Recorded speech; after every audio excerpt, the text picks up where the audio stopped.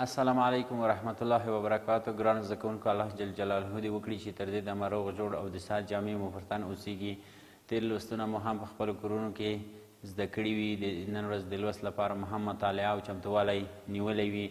او د تېر لوست کورنۍ دنده چې د ګلوکوز ترکیب و، د ضیایي ترکیب د عملیې په مرسته او د ګلوکوز بیرته اکسیدیشن یا تجزیه و د حجروي تنفس په مرسته، هغه معادلې مو هم توزین کړي او هم مو لیکلي وي.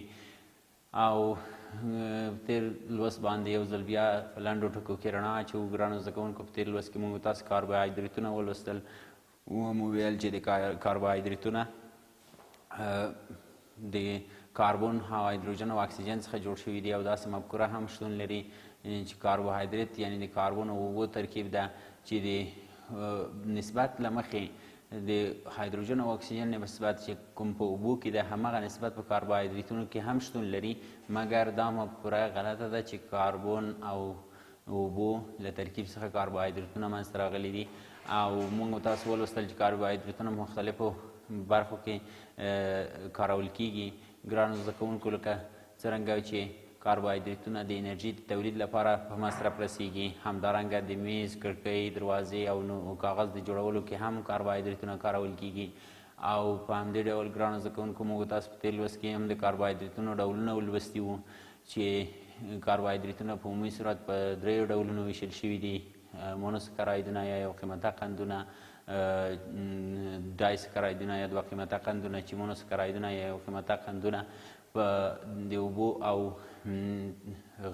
رقیقو تیزابو په مرسته په نورو ساده قندونو نشي بدلیدلی، او ډایسکرایدونه یا دوه قیمته قندونه د اوبو او رقیقو تیزابو په مرسته په نورو دوه مالیکوله د یو قیمته قندونو بدلیږي. او پولیسکرایدونه یا څو قیمته قندونه مو لوستي وو چې هغه د اوبو او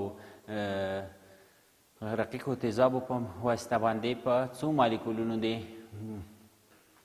یو قیمته قندونو ټوټه کیږي. همدارنګه موږ ګلوکوز هم لوستی وو چې ګلوکوز مالیکولي فورمول یې C6H12O دی، او ګلوکوز معادله مو هم لیکلې وه چې په نباتاتو کې د ضیایي ترکیب د عملیې په مرسته د کاربن ډای اکساید او اوبو له ترکیب څخه منځته راځي، او د حجروي تنفس د عملیې په مرسته په نباتاتو، انسانانو او حیواناتو کې بیرته تجزیه کیږي. کاربن ډای اکساید، اوبه او انرژي ورڅخه منځته راځي. ګلوکوز سپین بخونه ماده ده چې د خوږ خوند لري. خوږ خوند یې له بورې څخه لږ دی یا خوږوالی، او همدارنګه د وینې د جریان په واسطه ټولو حجراتو ته رسول کیږي. د مغز د حجراتو د انرژي اصلي منبع بلل کیږي، او له ګلوکوز څخه په شیریني جوړولو یا قنادي کې، همدارنګه د کوچنیانو په خوړو کې او په طبابت کې او د ځینې مشروباتو کې کار اخیستل کیږي. راځو ګرانو زده کوونکو د کاربوهایدریتونو پاتې ډولونو ته، چې د ګلوکوز هم د یو قیمته قندونو یا د ډولونو له جملې څخه و. نو همدغه د یو قیمته قندونو ډولونه، بیا د دوه قیمته قندونو ډولونه، او بیا هم د څو قیمته قندونو ډولونه نن ورځ هم لولو. راځو د نن ورځې په لوست باندې پیل کوو. بسم الله الرحمن الرحیم. څرنګه چې د نن ورځې لوست مو هم د نهم ټولګي د کیمیا مضمون 3 صفر کې موضوع ده د کاربوهایدریتونو ډولونه. زموږ موخې په دې لوست کې دا دي ګرانو زده کوونکو چې تاسو د کاربوهایدریتونو ډولونه وپیژنئ، او په همدې ډول د کاربوهایدریتونو ډولونه زده کړئ، کیمیاوي فورمولونه او د هغوی په اړه معلومات زده کړئ. ګرانو زده کوونکو، د کاربوهایدریتونو په عمومي صورت ډولونه مو لوستي وو چې 3 ډوله لري: یو قیمته، دوه قیمته او څو قیمته. او د یو قیمته قندونو ډولونه مو هم لوستي وو چې ګلوکوز، فرکتوز او ګلکتوز دي، چې د هغې له جملې څخه مو ګلوکوز لوستی وو. نن ورځې دوهم ډول د یو قیمته قندونو فرکتوز لولو. فرکتوز چې د مالیکولي فورمول یې د ګلوکوز سره یو شان دی، C6H12O. دا د ګلوکوز مالیکولي فورمول هم وو، د فرکتوز مالیکولي فورمول هم دی، او په همدې ډول د ګلکتوز مالیکولي فورمول هم دی. دوی یوازې په ساختماني فورمولونو کې یو له بل سره توپیر لري، او له ګلوکوز سره یو ځای پیدا کیږي فرکتوز په انګورو او په میوو کې، همدارنګه په شاتو کې، په پخو شوو میوو کې له ګلوکوز سره یو ځای پیدا کیږي او له ګلوکوز څخه زیات خوږ خوند لري او په اوبو او کې هم حل کیږي. فرکتوز مو هم ولوست. راځو د دوه قیمته قندونو دوه ډولونه لولو چې د دوه قیمته قندونو له ډولونو څخه سکروز دی. د دوه قیمته قندونو لومړی سکروز دی. سکروز یعنی بوره. سکروز یا بوره مالیکولي فرمول یې C12H22 O11 دی. بلکې نه تنها د سکروز بلکې د ټولو دوه قیمته قندونو مالیکولي فرمول C12H22 O11 دی. یوازې په ساختماني فرمولونو کې یو له بل سره توپیر لري یا په جوړونکو اجزاو کې یو له بل سره توپیر لري. سکروز ته د چغندرو یا ګنیو قند هم وایي ځکه چې دا دوه قیمته قند په چغندرو او ګنیو کې شتون لري او له یو مالیکول ګلوکوز څخه او همدارنګه له یو مالیکول فرکتوز څخه سکروز جوړ شوی دی یا بوره جوړه شوې ده چې موږ به تاسو که چیرته سکروز تجزیه کړو یا یې هایدرولیز کړو نو په پایله کې ګلوکوز او فرکتوز لاسته راځي. چې تاسې د هایدرولیز معادلې ته ځیر شئ ګرانو زده کوونکو C12H22 O11 چې سکروز دی یا بوره ده. سکروز که چیرته هایدرولیز شي یا اوبه ورسره یو ځای شي د HCl رقیق تیزاب هم ورته علاوه کوو. په پایله کې C12H12 O6 یو مالیکول د ګلوکوز او بل مالیکول هم د فرکتوز C6H12 O6 لاسته راځي چې یو مالیکول یې فرکتوز دی او دوهم مالیکول یې ګلوکوز دی.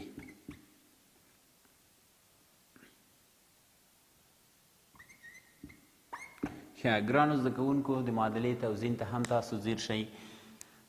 12 اتمه کاربن په تعامل کوونکو موادو کې لرو، شپږ او شپږ هم 12 په محصول موادو کې، 22 اتمه هایدروجن او 2 اتمه 24 اتمه هایدروجن په تعامل کوونکو موادو کې، 12 او 12 24 اتمه په محصول موادو کې، 11 اتمه او 1 اتم 12 اتمه اکسیجن په تعامل کوونکو موادو کې، شپږ او شپږ اتمه 12 اتمه په محصول موادو کې لرو. ګرانو زده کوونکو بوره له ګنیو او چغندرو څخه داسې لاسته راوړي چې لومړی په فشار سره د چغندرو او ګنیو اوبه وباسي، وروسته هغه په هغې اوبو کې ونه رسېدلې چونه یا ژوندۍ چونه اچوي چې تر څو ژوندۍ چونه هغه پروتیني مواد یا فاضله مواد په بیخ کې ورته رسوب ورکړي او تهنشین یې کړي، بیا وروسته یې له فلتر څخه تیروي او له فلتر څخه تیر شوی محلول یې بیا اخلي او په داسې دیګونو کې اچوي چې هوا پکې نه وي موجوده او هغې ته حرارت ورکوي، تودوخه ورته ورکوي تر څو پورې چې د تودوخې په مرسته یې اوبه تبخیر شي. پاتې مواد خپله بوره یا سکروز دی مګر سپین رنګ نه لري.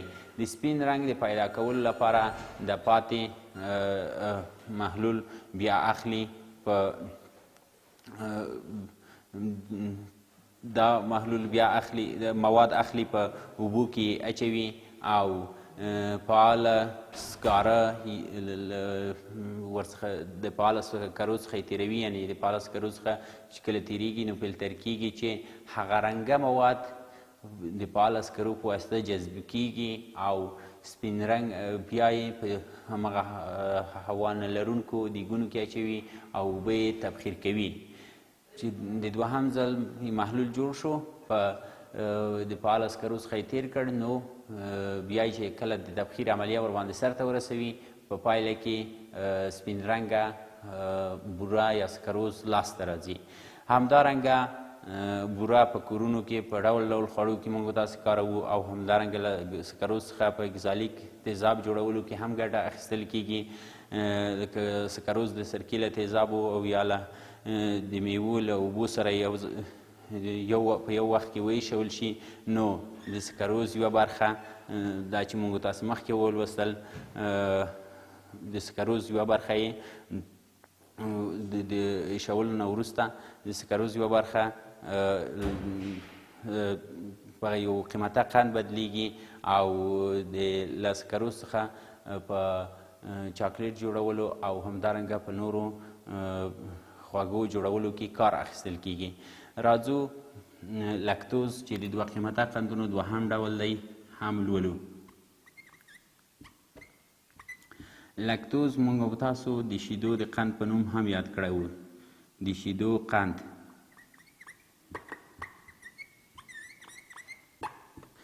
لکتوز د شیدو د قند په نوم هم یادیږي. د ټولو حیواناتو په شیدو کې شتون لري چې د انسانانو په شیدو کې 6% او د غواګانو په شیدو کې 4% موجود وي. خوږوالی نسبت لکتوز ته د لکتوز خوږوالی بورې ته لږ دی او لکتوز د انزایم او اوبو په مرسته باندې په یو مالیکول ګلوکوز او په یو مالیکول ګلکتوز بدلیږي. معادله یې د هایدرولیز معادله یا د ټوټه کېدو معادله یې د سکروز د معادلې په شان ده. یوازې یو مالیکول ګلوکوز او د فرکتوز پر ځای هماغسې 6H12O بلکې ګلکتوز ورڅخه یو مالیکول لاسته راځي. او راځو څو قیمته قندونو ته چې څو قیمته قندونه هم موږ تاسو په تېر لوستونو کې د کاربوهایدریتونو په ډولونو کې لوستي وو. نن ورځ یې د څو قیمته قندونو ډولونه هم په تشریحي ډول لولو. څو قیمته قندونه لکه د نوم څخه چې معلومیږي د هغه قندونه دي چې د څو مالیکولونو یو قیمته قندونو څخه جوړ شوي وي یا د هایدرولیز په پایله کې څو مالیکوله یو قیمته قندونه لاسته راشي. او عمومي فورمول یې C6H+O5N دی. مخکې مو هم په تېر لوستونو کې لوستی و. د څو قیمته قندونو که چېرته هایدرولیز شي د هایدرولیز معادله یې په دې ډول ده چې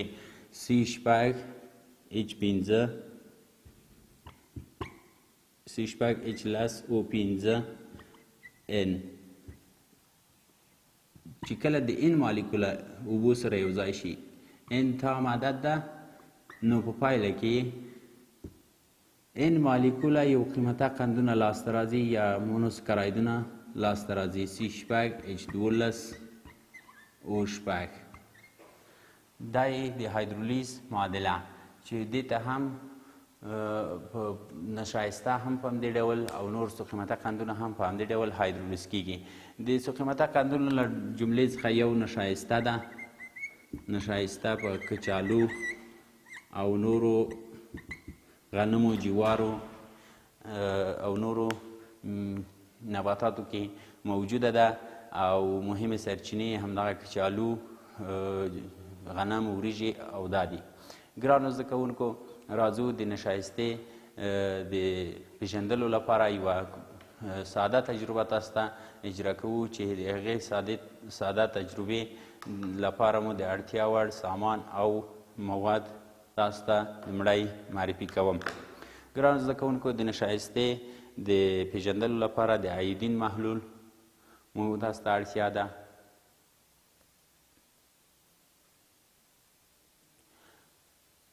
د ایودین محلول او په همدې ډول ډراپر یا قطره څڅونکی ورسره چاقو یا کارد او په همدې ډول کچالو.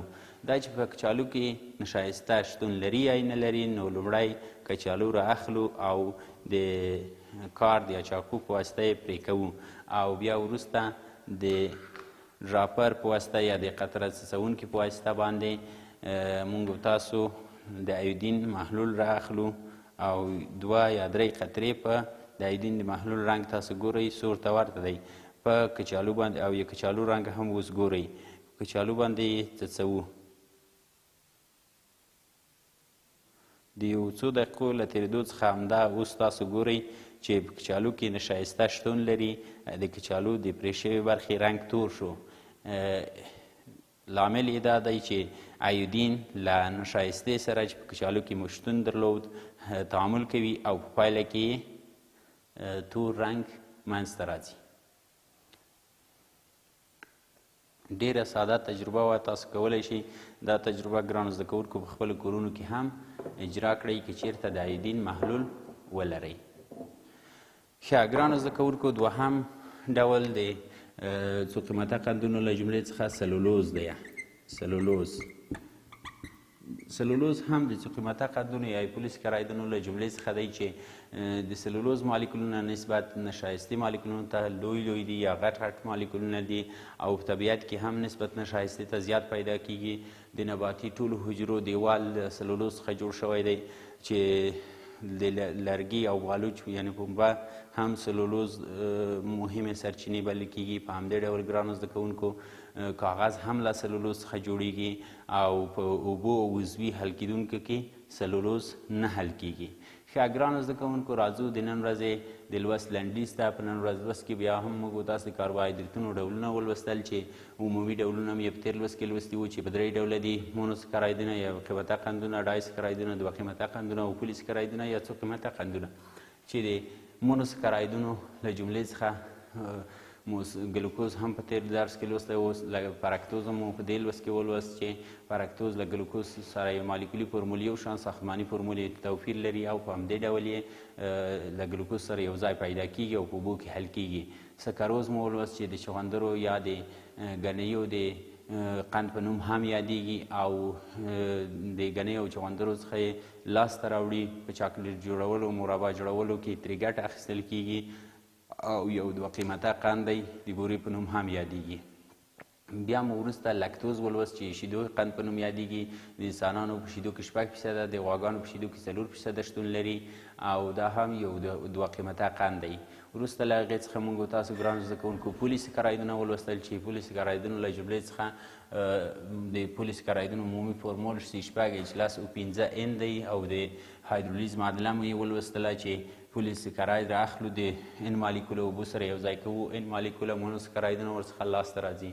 ګرانو زده کوونکو، نشایسته چې د پولیسکرایدونو له جملې څخه بلل کیږي ومولوسته چې په غنمو، جوارو، کچالو او نورو نباتاتو کې شتون لري. یو 2 قیمته قند دی یا په څو مالیکولونو د یو قیمته قندونو تجزیه کیږي او په کچالو کې مو وکتو چې نشایسته شتون لري، له د ایودین محلول مو ورباندې علاوه کړه. همدارنګه سلولوز چې مالیکولونه یې له نشایستې څخه لوی او غټ دي او د لرګیو په پنبه کې د مهمې سرچینې دي. نباتاتو حجروي دیوال ټول له سلولوز څخه جوړ دی او په اوبو کې او په عضوي محللو کې نه حلیږي.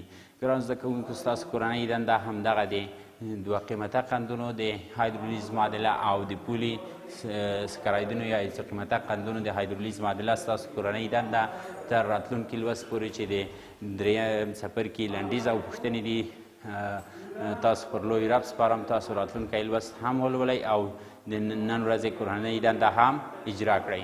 تر بیا چې زه ستاسو په چوپړ کې حاضرېږم، تاسو پر لوی او بخښونکي رب سپارم. الله مو مل شه.